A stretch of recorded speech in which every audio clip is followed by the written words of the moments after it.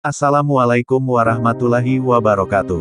Hidayah Islam bisa datang kepada siapa saja dan kapan saja atas kehendak Allah Subhanahu wa Ta'ala. Inilah yang dialami oleh seorang pemuka agama asal Amerika Serikat.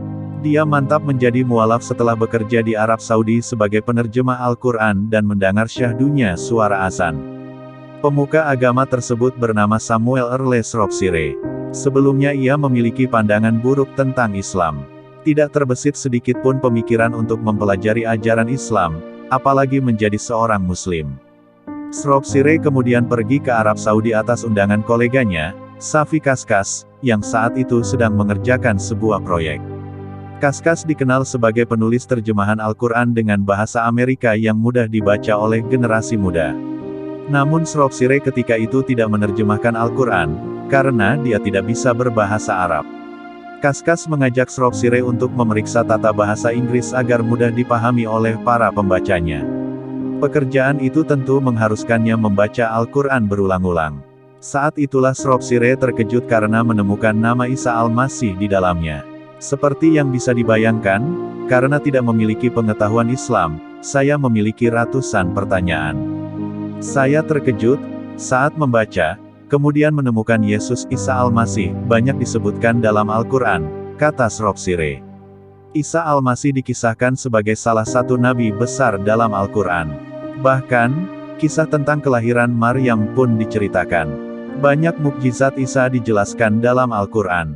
Beberapa di antaranya tidak ditemukan dalam Alkitab.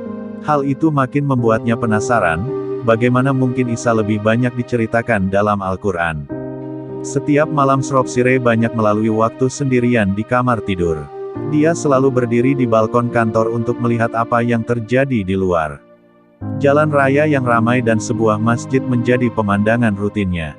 Menurut dia, menara masjid terlihat seperti gereja khas di Amerika. Tetapi anehnya, dia sangat merindukan masjid dan terdorong untuk pergi ke sana. Tidak hanya pemandangannya, dia juga selalu mendengar azan berkumandang. Beberapa bulan kemudian, Shropshire memberanikan diri menyusuri jalan dan mengetuk pintu Masjid Taqwa. Padahal biasanya orang tidak harus mengetuk pintu masjid, karena setelah membuka pintu jamaah langsung masuk. Namun, karena Shropshire ragu kehadirannya akan diterima di masjid, dia memilih untuk mengetuk pintu terlebih dahulu sampai ada yang menyapanya. Hingga akhirnya seseorang bernama Syafi'i menghampirinya. Shropshire pun mengatakan nama dan asalnya, kemudian meminta izin masuk ke masjid. Tanpa pikir panjang, Syafi'i yang merupakan muazin masjid tersebut langsung mengulurkan tangan dan memeluknya, mempersilakan Shropshire untuk masuk. Kemudian Shropshire duduk di belakang saf jamaah yang sedang sholat. Namun, dia tidak mengerti ibadah yang mereka lakukan.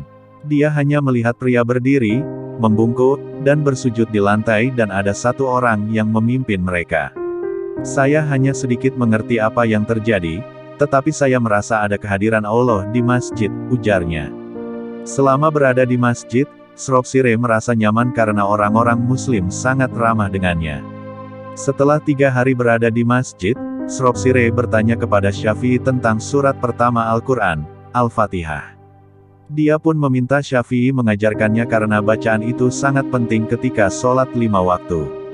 Shropshire bisa menghafalkan surat tersebut, tetapi tidak mengerti artinya. Merasa penasaran, dia pun mulai membaca terjemahan dan menyadari bahwa dalam surat Al-Fatihah juga diajarkan dalam agama sebelumnya. Shropshire mengaku tersentuh dengan ayat pertama surat Al-Fatihah yang berbunyi, dengan menyebut nama Allah yang Maha Pengasih lagi Maha Penyayang. Hatiku tersentuh dengan kata-kata dalam Al-Quran dan cinta yang diberikan jamaah masjid, katanya. Shropshire kemudian diarahkan untuk mendatangi Yayasan Pendidikan Islam Al-Hamra Jeddah. Di sana dia melihat anak-anak tampak bersemangat mempelajari Islam. Tidak ada satupun ajaran radikal ataupun doktrin terorisme yang diajarkan di sana. Hal itu makin membuatnya takjub, sehingga dia mantap untuk menjadi mualaf dan mengucapkan syahadat di tempat tersebut. Setelah memeluk agama Islam, kini dia terus-menerus memperdalam dan menyebarkan ajaran agama Islam kepada masyarakat. Wallahu a'lam bishawab.